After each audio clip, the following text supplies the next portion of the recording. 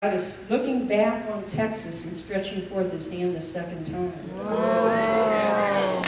He said there remains a residue of William Branham's anointing in the state of Texas. The fast lane of the prophets was sealed with the death of William Branham in 1965, and it was reopened with, I think it was Tyler, Texas, in 1994. Bullard, Texas, sorry. But since that time, we've only seen a glimpse of God's glory here. And I feel that God is stretching forth his hand the second time, and it's going to be an acceleration. There's going to be a fullness of his glory in this state. So he's looking back on Texas.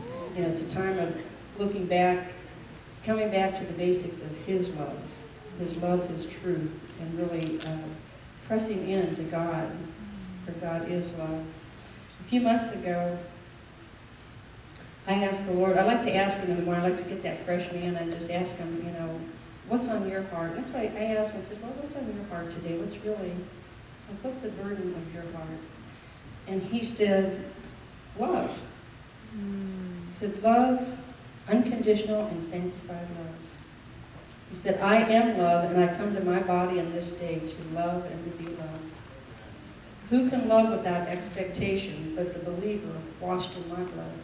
Sanctified unto me and not self, abandoned and reborn in me.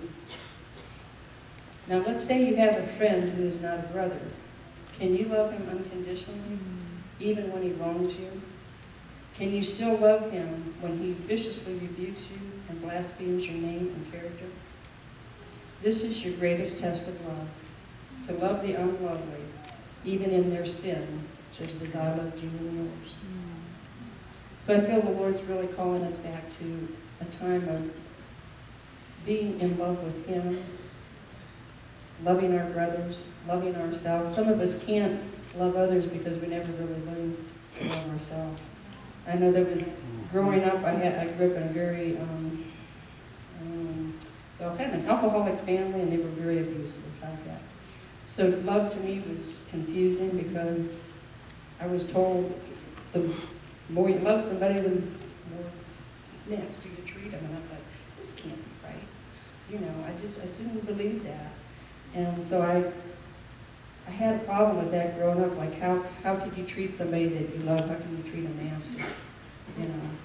And so I just really had to seek the Lord on how to love myself, because I learned to look at myself as being ugly and not nice, and I wanted to love other people, but I really didn't know how to love me.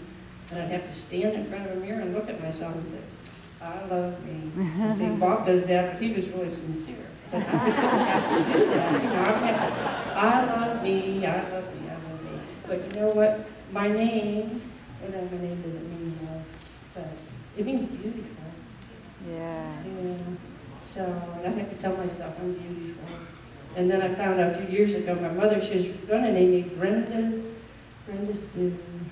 And when they came in to take the name down for the baby, instead of Brenda Sue, she named me Bonnie Lynn.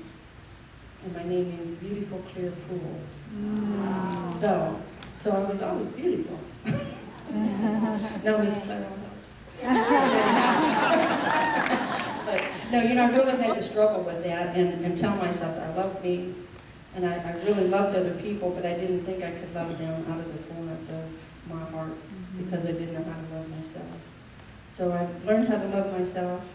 I learned how to love others. I really do love people. It's kind of he always is getting after me because I love to buy other people gifts. So I bankrupt him. But anyhow, I'm just rambling, but we just need to love one